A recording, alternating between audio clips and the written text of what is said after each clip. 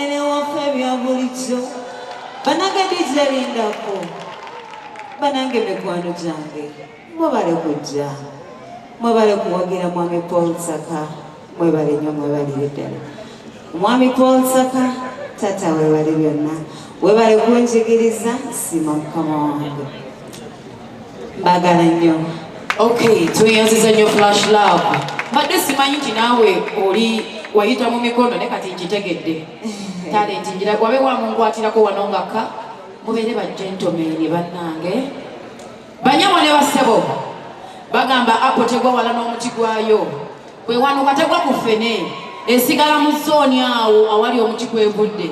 Omukulu Paul Ssaaka azadde abaana bangi mu prosesi y'olugendo lwe naye ate ayinamu ab'omuntu ngwe oluganda si bwe lwogeraawo njagala mbabaleetereko mukakase nti erinnya lya Paul Ssaaka eddala is talent. Banyabo ne basebo nsaba munneeyongeko twanirize abaana ab'entumbwe z'omukulu Paul Ssaaka mu nnyumba nabo batukakase nti munnayeffe bino bitandikira waffe.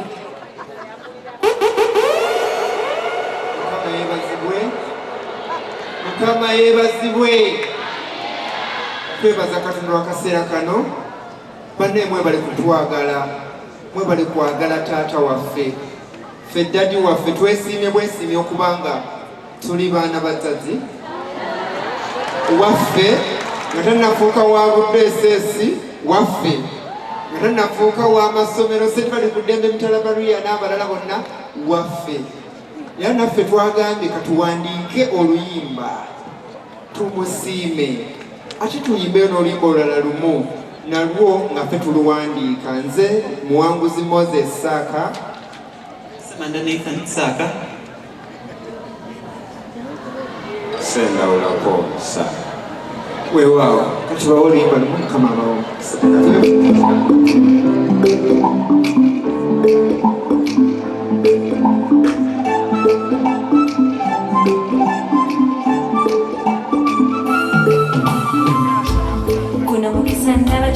Okubeeranga twazaalibwa gwe omuntu akoze erinnya olw'obulungi nga kyewebudde yadde yeekombe bwe kumwayagala abantu ate wulira muntu w'abantu zino talanta za mutumbwe zo kuyimbire akayimba bambi yali waffe tukwagala.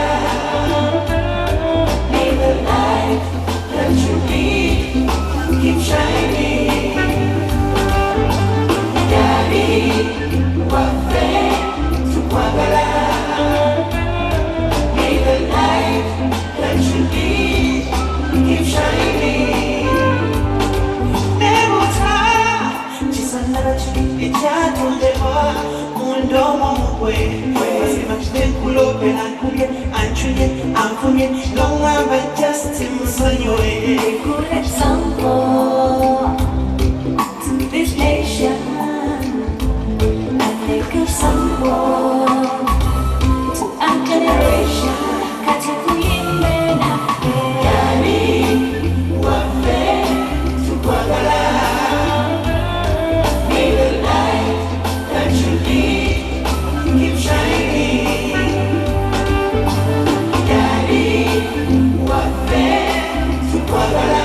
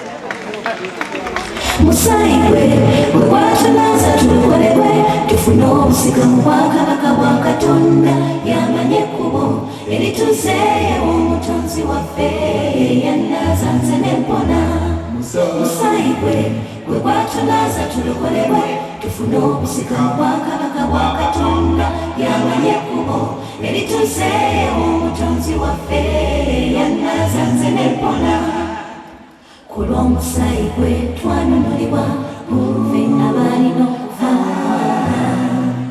omusango nga gwali gwatusinga dda eyatuwonya ye mwana wa katonda ebibi byaffe byali bitiisa nga naffe bannyinibyo byatukanga dda omusaayi guli ogwayika ogwa yesu gwe muwendo gwe twagulwa musaayi gwe bwe gwatulaza tulokolebwe tufune obusika mu bwakabaka bwa katonda yamanye ekkubo erituzeewo omutonzi waffe yannaazanze nempona musaayi gwe bwe gwatulaza tulokolebwe tufune obusika mu bwakabaka bwa katonda yamanye ekkubo erituzeewo omutonzi waffe yannaazanze nempona guno mukwano tewali kyo kugezaako ogwa yesu guno gwasooka yava mu bitiibwa najja tuntuzibwa essebo okwagala kweddala kwasooka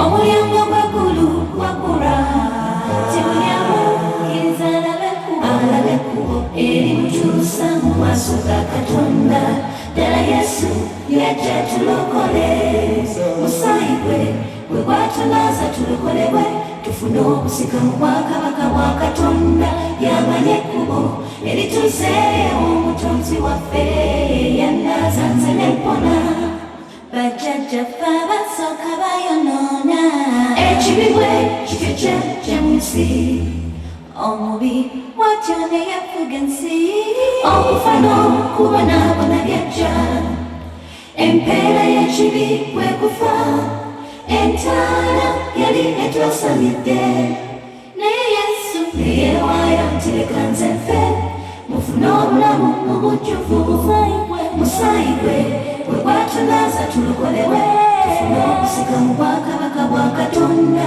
yamanye ekkubo erituzeewo omutonzi waffe yannaazanze nempona musaayi gwe bwe gwatulaza tulokolebwe tufune obusika mu bwakabaka bwa katonda yamanye ekkubo erituzeewo omutonzi waffe yannaazanze nempona yamanye ekkubo erituzeewo omutonzi waffe yannaazanze nempona